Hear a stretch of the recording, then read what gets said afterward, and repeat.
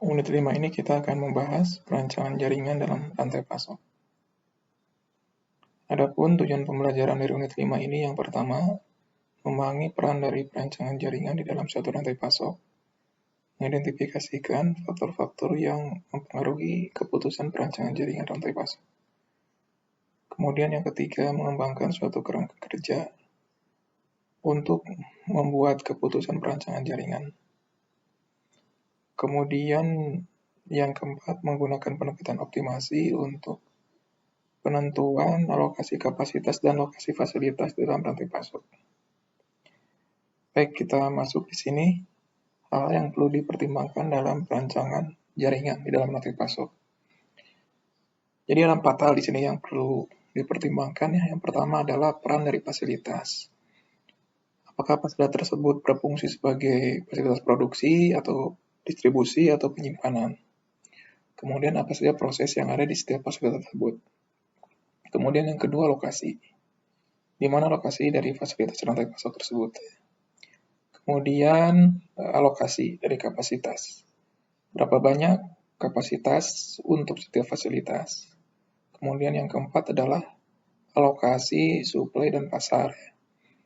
Jadi fasilitas tersebut untuk mensuplai pasar yang mana.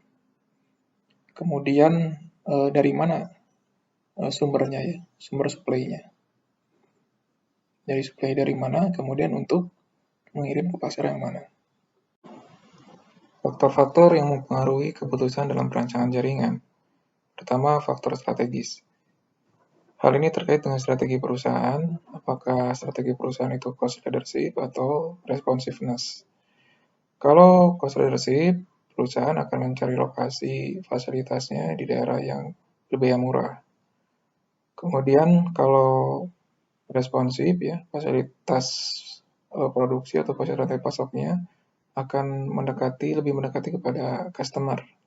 Walaupun mungkin itu membutuhkan biaya yang lebih mahal. Berikutnya adalah faktor-faktor teknologi. Fasilitas rantai pasok atau fasilitas produksi yang membutuhkan teknologi yang tinggi, umumnya melakukan pendekatan sentralisasi dalam fasilitas produksinya untuk mengejar skala ekonomi.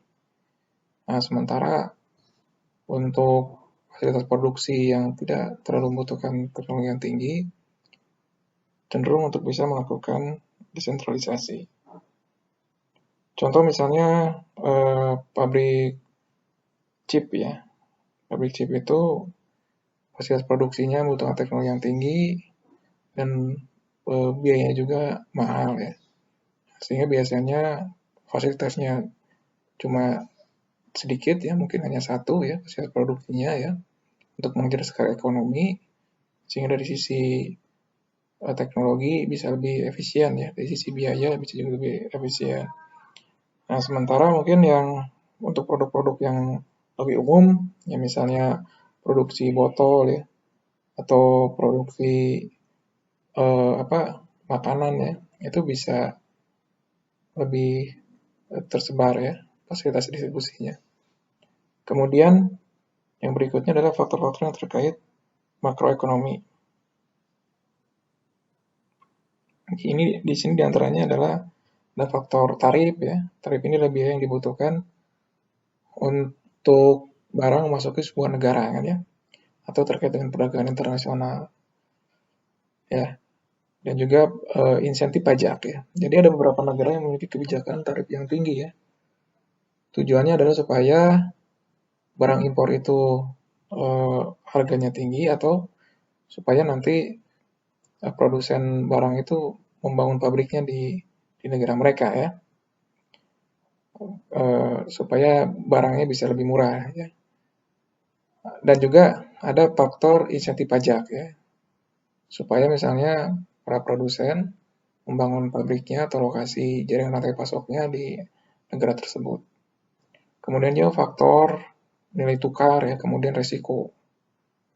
Ada juga faktor biaya ya, biaya angkut dan juga biaya bahan bakar ya, ini terkait dengan biaya transport. Faktor politik. Stabilitas politik dari suatu negara menjadi pertimbangan penting dalam pemilihan lokasi rantai pasok ya, atau lokasi produksi. Kemudian faktor-faktor infrastruktur, ketersediaan infrastruktur, jalan, akses, ya, sarana transportasi, moda transportasi. Kemudian faktor-faktor kompetitif, ya, seperti eksternalitas positif di antara perusahaan, ya. Kemudian kalau misalnya tidak ada eksternalitas positif, lokasi, ya, pemilihan lokasi yang akan mencari atau menarik demand yang lebih besar, ya, atau locating to split the market.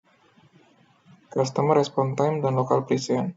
Perusahaan dengan target customer yang menginginkan respon time yang pendek tentu harus membangun fasilitas jaringan rantai pasok mereka dekat dengan customer tersebut. Kemudian biaya logistik dan biaya fasilitas, ya. Biaya logistiknya termasuk adalah biaya inventory, transportasi, ya. Juga berapa banyak, ya, fasilitas yang akan dibangun, ya.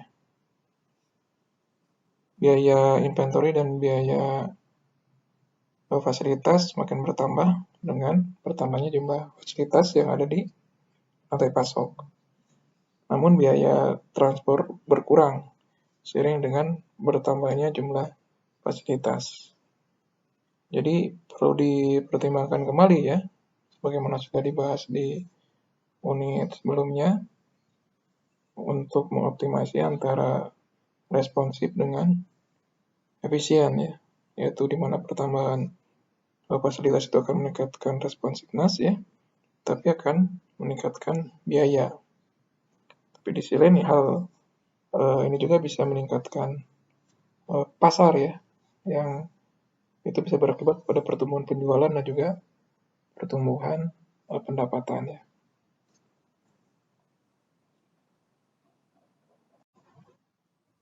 Berikutnya kita bahas lebih lanjut tentang faktor-faktor kompetitif, ya. Di sini ada eksternalitas positif di antara perusahaan. Maksudnya adalah ketika lokasi perusahaan ataupun lokasi toko itu saling berdekatan, itu bisa memberikan keuntungan bersama, ya. Misalnya toko retail, ya, yang menjual pakaian dengan menggunakan atau di kawasan yang berdekatan, ya, itu akan mendorong customer untuk datang, ya, karena bisa mendapatkan pilihan yang lebih beragam, ya. Di sini bagaimana, ya, toko-toko itu berkompetisi misalnya dengan memberikan kenyamanan ataupun misalnya layanan dan juga harga yang lebih murah kepada pelanggan, ya, walaupun tempatnya saling berdekatan. Nah, yang kedua yang terkait faktor kompetitif adalah locating to split the market, ya. Jadi ketika eksternalitas positif ini tidak terjadi, ya, artinya kompetisinya itu bukan berada pada lokasi yang berdekatan, ya, maka market share itu akan tergantung dari kedekatan customer kepada lokasi perusahaan, ya, atau kepada lokasi. Kalau misalnya tidak ada kolokasi, ya, yang menguntungkan perusahaan, ya, antar perusahaan, jadi di sini tidak ada eksternalitas positif, maka bisa dilakukan locating to split the market. Jadi perusahaan, ya, menentukan lokasi penjualannya pada posisi yang bisa mengambil market share yang paling besar, ya. Secara sederhana bisa digambarkan sebagai berikut, ya. Kalau misalnya total demand itu adalah 1, ya, dan perusahaan 1 lokasinya di A, sementara perusahaan 2 lokasinya di 1 kurang B, maka demand dari perusahaan 1 atau D1 adalah A tambah 1 kurang B kurang A bagi 2. Jadi ini, ya. Ini adalah demand untuk perusahaan 1. Sementara demand untuk perusahaan 2 atau di 2 adalah 1 tambah B kurang A bagi 2. Ya, sisanya ini. Nah, kedua perusahaan ini bisa memaksimalkan market share-nya jika keduanya berpindah lebih dekat ya, satu dengan yang lain. Yang maksimal di sini misalnya, lokasinya di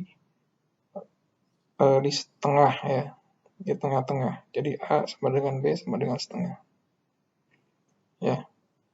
Nah, sehingga rata-rata jarak customer untuk menuju toko A misalnya ya, itu adalah 1/4 kan di sini.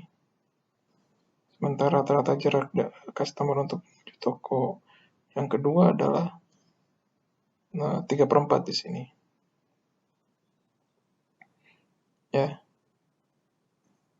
Nah, kalau misalnya perusahaan itu sedang berkompetisi dalam harga, ya jadi bisa menawarkan harga yang lebih murah.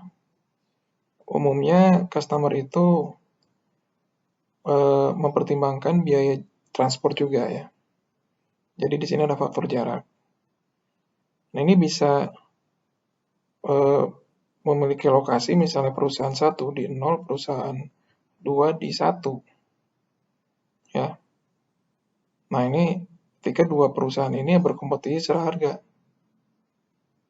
Ya, dan berada di tempat yang saling berjauhan ya. Di sini yang paling jauh ya, posisinya di 0 dan 1. Ya. Nah, maka customer itu akan datangi ya toko 1 atau toko 2 ya, dengan pertimbangan tadi faktor biaya transportasi ya dibandingkan dengan harga yang ditawarkan. Ya. Nah, sehingga ya marketnya ya di sini ya bisa saling mempengaruhi ya. Saling mempengaruhi antara market toko 1 dengan toko 2. Nah, ini yang disebut dengan locating to split market.